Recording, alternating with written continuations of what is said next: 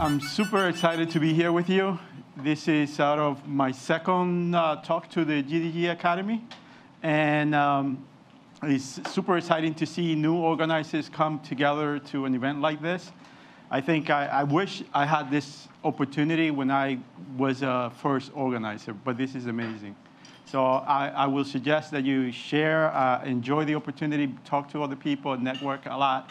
And there will be a lot of stories that people will kind of talk about, and you will find those little things that might help in your community.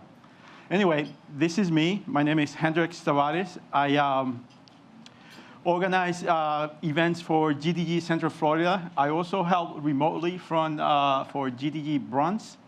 And I used to organize another meetup in New York called GDG Hudson Valley.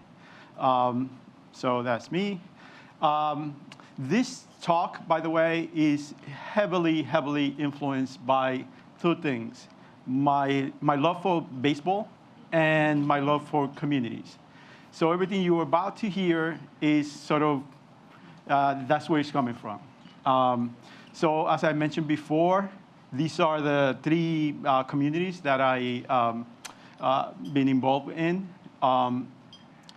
But before I kind of dive into the meat of the talk, I'd like to say that when I first, even before I learned how to walk, I was a Yankees fan. Because back in the Dominican Republic, everyone was a Yankees fan, whether you knew it or not. That is true. And then, as I grew older, I realized that I really liked more the sport rather than being sort of a fan of a single team. I learned to love the sport more than a single team. And I love the Mets. The Mets, I have great memories watching the Mets play. It reminds me of my grandfather. My grandfather loved the Mets. He used to say, I love to watch him lose because they will always lose. But I would sit there with him as a kid, watch the game, and hearing, talking about, oh yeah, now they're going to lose the game. Watch, and then they will lose the game. Sure enough. and then I love the Red Sox, especially the 2004 Red Sox. They were like a great team. They beat the Yankees for the American League Championship Series. So that was a great series, I thought. I also love the Braves, the Atlanta Braves. They are, I love their style of playing baseball. They always have these small teams that are sort of really mighty. They always somehow make it to the playoff. And watching the Braves, by the way, in the mid-'90s, that's where I learned to appreciate the mechanics of pitching. Like, people watch baseball and it's like boring and that sort of thing. But in the mid-'90s, watching the Braves, I learned to appreciate the mechanics of a pitcher. And once you kind of understand that, you see baseball in a different light. But that's all about baseball and how this relates to community. Well, same as baseball, I learned to appreciate the community rather than being sort of a Yankees fan or a GDG Bronx fan or a GDG Hudson Valley fan. I was more in love with the community. And I realized through those experiences that each community was different. My community in the GDG Hudson Valley was like an older crowd that, ex-IBMers trying to kind of re-energize their career. In GDG Bronx, I found it with Eva Sofianos here, and we started from zero. And it was a community built based on, the students and the needs of that community. And then I moved down to Orlando, and there was a community already there, but it was a bit of dormant when I got there. So I sort of started things again. So I've been in communities that have been flourishing, started new communities, and sort of got in the middle of communities that were sitting dormant a little bit. So anyway, that's going to be this talk, and that's what I kind of link everything together. So it's going to be 3 stories. I actually have it in the book, just a prop. It's not a real book, but I like the cover the way it came up, so I made it for this talk. Uh, and anyway, it's going to be 3 stories for each of those communities that would kind of highlight each of these things: attendance, communication, food, and venue. And it's basically stories that where I learned something, stuff that happened that I have to kind of go back and I kind of see what went wrong. Anyway, so let me go back and start. I do have a book, and I'm going to read from it if you let me. So attendance.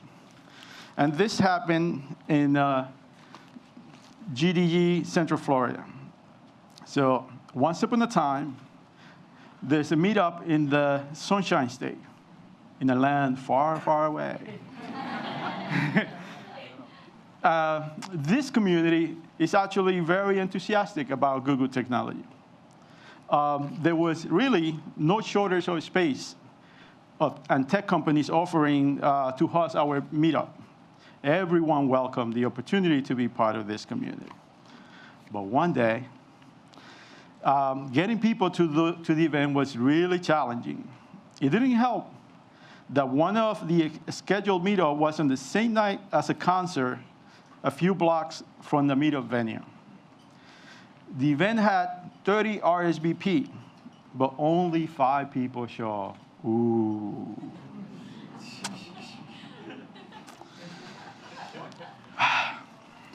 It was difficult to order food. We had tons of food leftovers. But finally, our fearless leaders decided to always check all the venues in the area for big events before even schedule a meetup, such as music concerts, sporting events, and even visit other meetups to coordinate with other organizers. Since we made those changes, attendance has increased, our attrition rate has lowered, and overall, it is easier to plan each event. That happens there. And these are the lessons learned. So, always check for conflicts. This venue where we meet in Orlando, this community is downtown Orlando. There's the Amway Center there. And in the Amway Center, they will have basketball game, obviously, but there's also concerts going on.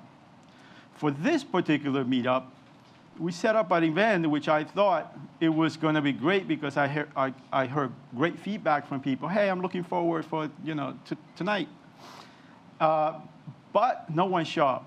When I started asking questions, what happened was they closed the streets around it. There were people coming to the event and they never made it. And they were really disappointed because they came from work and that sort of thing. And, some people were mad at me. Some people were mad at the whole situation. But we figured out, we said, now we've got to be conscious of that. I was new to the area, so I learned a lesson there. So the other thing that I learned is to always sort of not only check, but remind people to RSVP, correct the RSVP. They're not coming, you want to know about it, so you could order food and other things accordingly. It is also important to track your attendance. So even though this event, I only have 5 people, you want to know how kind of your attendance and your meetups are going. It is good for you as an organizer, but it's also good feedback for Google. Google wants to know how your meetups are going so they could fund your next event. So it helps you, helps Google, it helps everybody, your community overall.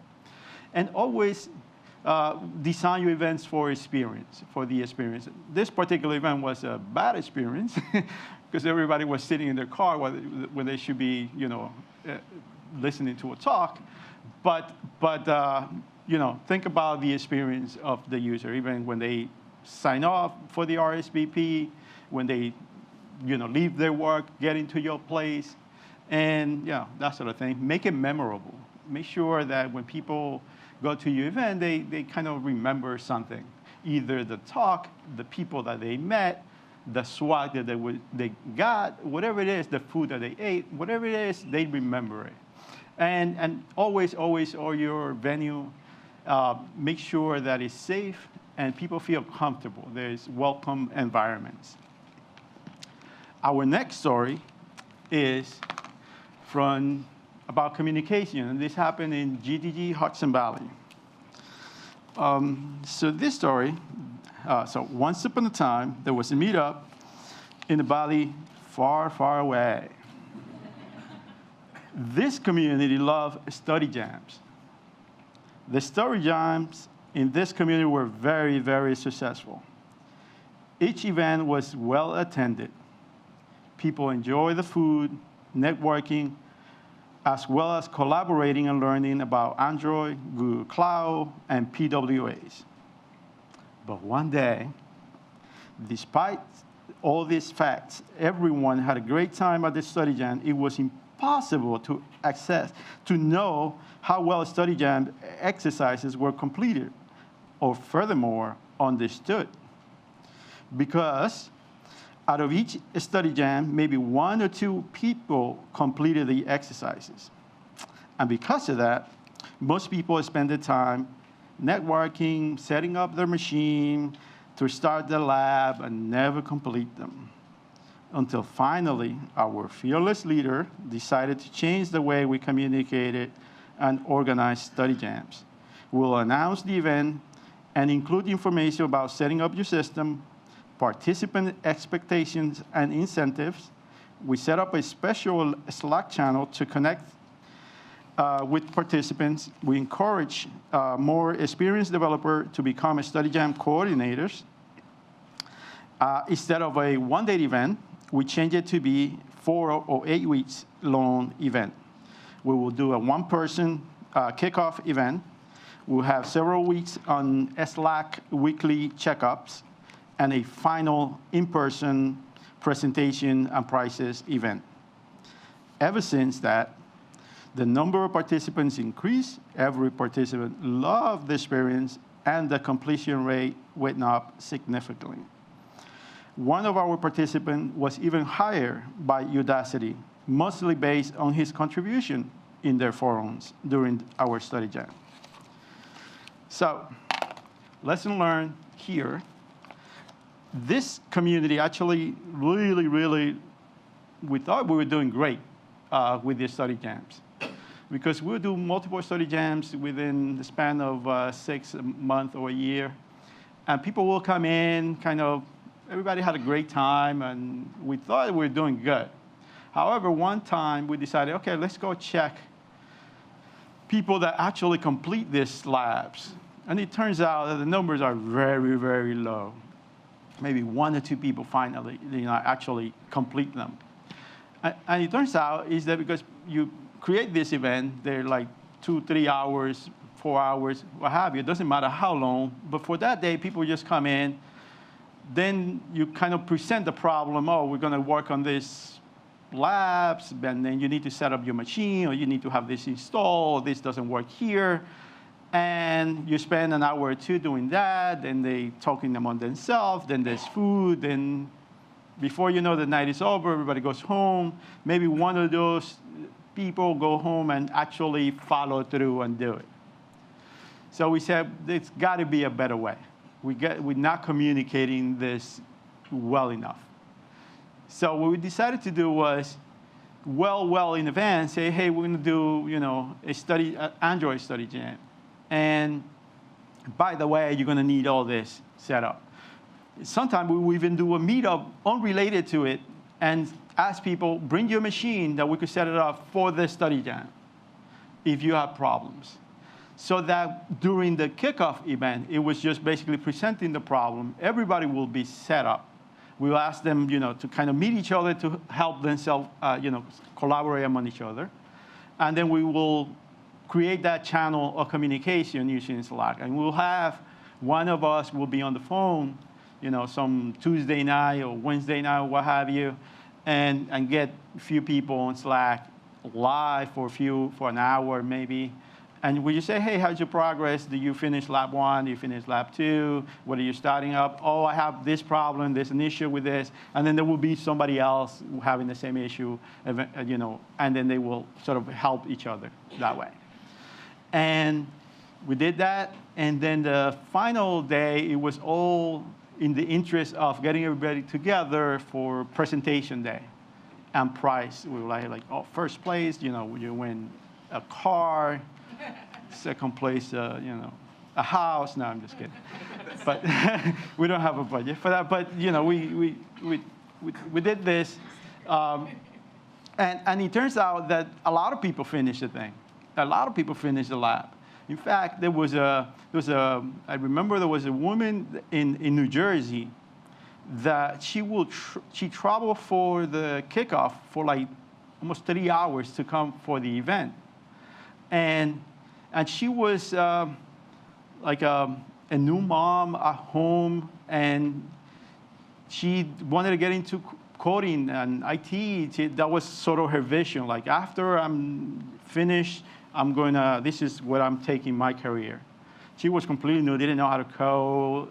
And we embrace that. We say, yeah, come in, just join us on Slack and we'll help you out. And she finally was one of the better projects there. I think she was third, fourth place in the event because she committed herself to finishing everything. That was an Android study jam, and her stuff was really, really good. We have one of our organizers. He became later on an organizer, but he participated. He ended up at Udacity because they built the course, and he knew enough about it that they ended up hiring him, and he's still there, I believe. Anyway, so make sure you keep an open communication, clear channels of communication with your group during the event, before the event, during the event, and after the event. Always follow up, send thank you notes, and that sort of thing. So my last story is about food and venue. And this community is in the Bronx. This one, I found this community from zero, and I'm still involved in this community only because I cannot sort of unplug it from my heart because it's like, yeah. Anyway, so there's a new meetup in a city far, far away in the East Coast. And each event is well attended. People love networking opportunities of this community. This community became so popular that it even caught the attention of a local politician and business leaders. Everybody wanted to be part of this community. The organizers were always looking for opportunities to make the event experience better. They noted that finding parking at the meetup venue was a real challenge. Sometimes there would be too much food left over after the events. People arrived late to the event or not at all. It was hard to manage the attrition rate. Also, it took a little bit of time to figure out the right amount of food without being wasteful.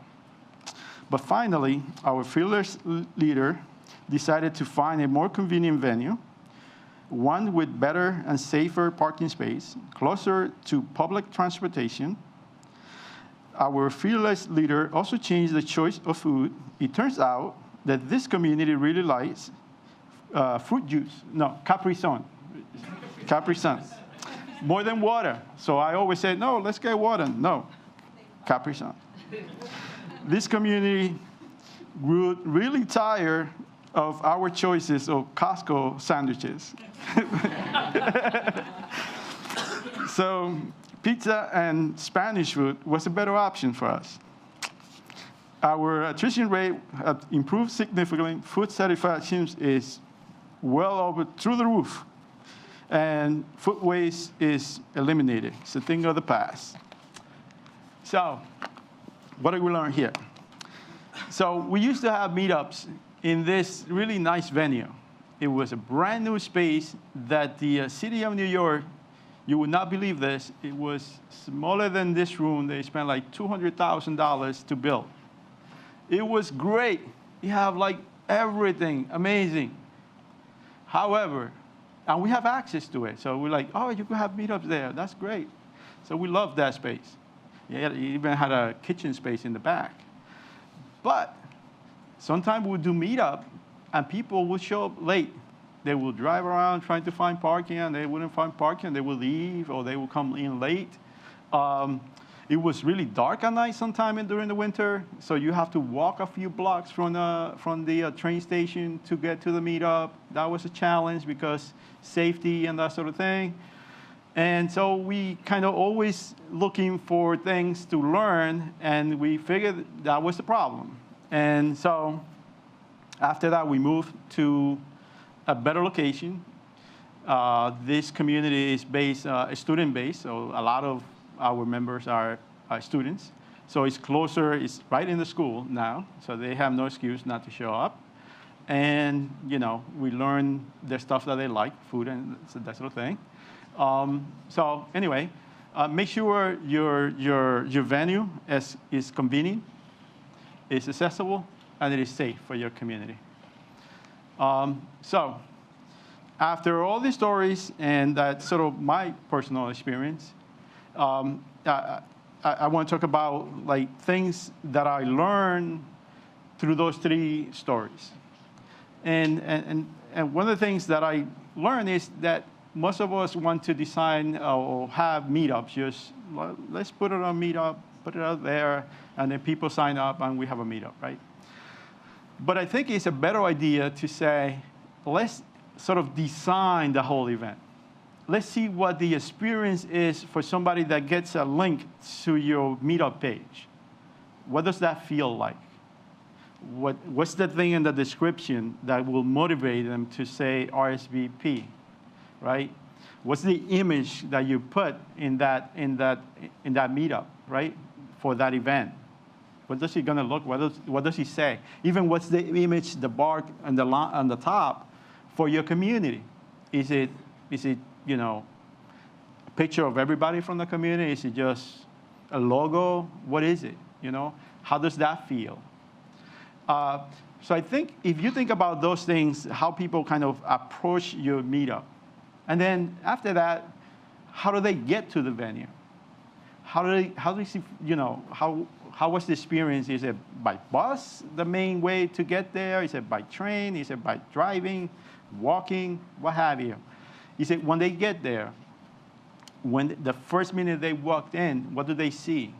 So by kind of just looking at that sort of thing and always talking to your community, you learn more and you adapt to what they need. Because in each of these opportunities that I have working with these 3 communities, each of them are completely different. There's things that I would not do in one community that I would do in the other. Only because, like food, for example, that's an easy choice. Like I would not order the same choice of drinks that I have in the Bronx in Orlando. That probably would not fly well. People might like, something else, but yeah. But that sort of thing, it kind of help your community by looking at those things. So I have to end sort of a call to action. And I figure if you're struggling to find a venue, this is like, if you follow this step, I guarantee you, well, maybe 90%, 99%, but no, you will get a venue if you follow these steps. It have worked for me many, many, many times. Just go, meet people, and I'm sure you will get a venue if you follow this. The other thing is, let your community design the event they want to experience. Not the event that you want to experience, what your community wants to experience. I have made a lot of choices in all 3 communities where I've made the choices not for me, but for that community. Like GDG Bronx, we go to Costco and say, oh, let's get that, I love that. Like, my co-organizer here would say, no, we can't order that. Like, yeah, but I like it, it's really good, healthy. No. So yeah, so those things, you learn that it's better to kind of make your decision based on the experience of your community, not for you. And now, in the end, if you do all this and you kind of this is what I learned, that if you put your heart and soul into it, most likely your community will win somehow. People would find the event valuable for themselves in their own career. I have meetup where people have found jobs, built businesses. One of the things we do is when we have a successful sort of member of the community that went on to kind of better things, we always ask them, please come back to do a talk. Because I want them I want the people in the audience to feel what it is like to come out of this community, what the expectation could be. Like, hey, this guy just went out and worked for Google, or worked for Bank of America, worked for this. And he was just sitting just like every one of us, every month just listening to the talks. And so it's good to have those people come back so your community experience what the outcome of that community is. That's my talk. Thank you so much.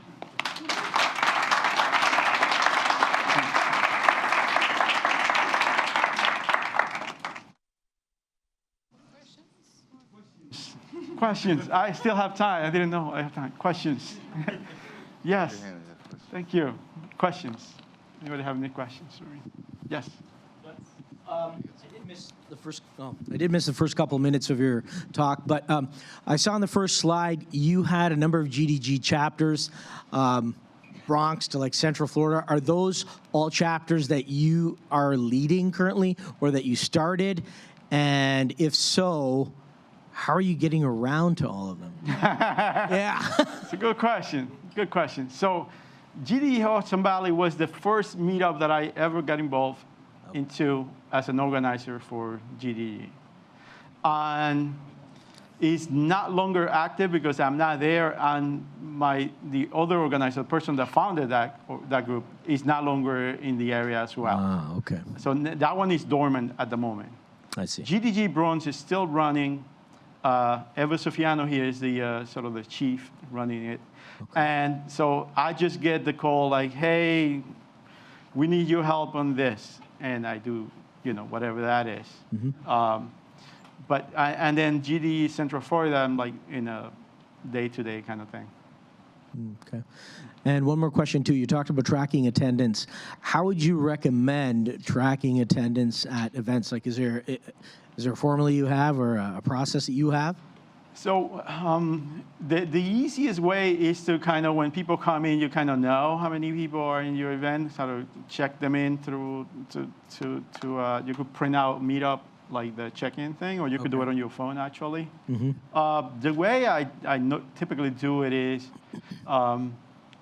it's just I let people come in, and I do sort of a mental note as the event is progressing. I just do a count. I done so many of these that I like, oh, okay, it looks like we got 30-something people, and then I do it that way. So in some cases, big events like Death Fest, we get a lot of people. Then those have to be counted another way. You got the sign in. Okay, thank you. Yeah, that's it. Any other questions? Yes. More details on the event locations, please. Event locations. Yeah. So the venue, the important thing with venues is make sure that it's one that is convenient to your community. That's pretty simple. And then once it's convenient to your community, just make sure it's safe. For example, like in the Bronx, we realized that people are walking in really like dark street, to get to our events in the middle of the winter. So it's cold. Might not be safe. Do we want our members to have that experience? No. So we want something different. In Orlando, parking is an issue, and getting to the venue if it's downtown Orlando is an issue. So I found a location. We have done events outside of downtown Orlando. When it's convenient to go by car, because a lot of people drive, unfortunately, in Orlando. That's but yeah. But convenience is the key. Yeah. There is similar question. There is similar question about the venues. So usually it seems like regular GDG events are on a smaller side, 20, 30, 40 people, right? And it's easy to find a room for 20, 30 people. But DevFest, when you need to bring 100, 200, 300, 500 people, it's already a challenge. Even like some states have codes, you cannot put as many people in that room. Yeah. And usually it's not free either. Yeah. So how do you solve this problem? Thank you. You try your best.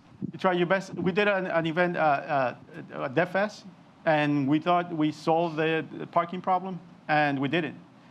During the event, Disney decided to close part of the the parking space they promised us, and so we started really late because of that. Our last DevFest, we did it at a mall, by the way, and we yeah. And we had the a whole area of the parking space in the mall aside for us. So there were plenty of parking. So you do your best planning. Like I tell other organizers, like all you could do as an organizer is just plan as best as you can, but things will go bad during the event, and there's nothing is stopping it.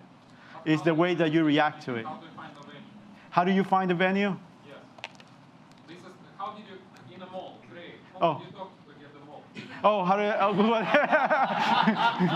who did I talk to? Oh, so that one was, we were fortunate enough to talk to a co-working space that were at the mall. And they are trying still to connect with all the malls across America, because they're working with a company that owns multiple malls throughout the country. And they're trying to design a different sort of experience within the mall. As you know, a lot of stores are going out of business. Mall is not, that romanticized version of malls of, the past. So they're trying to figure out new ways to bring people into the mall. So we ended up talking to the right people at the right time. The guy managing the mall, Kevin, I got his card, called him. He said, hey, it's yours, whatever you want to do. I have store that is closed. You could use it for your event. And so we used like 2 stores that were closed, and we took that space for the event. Cool? We're good? Thanks.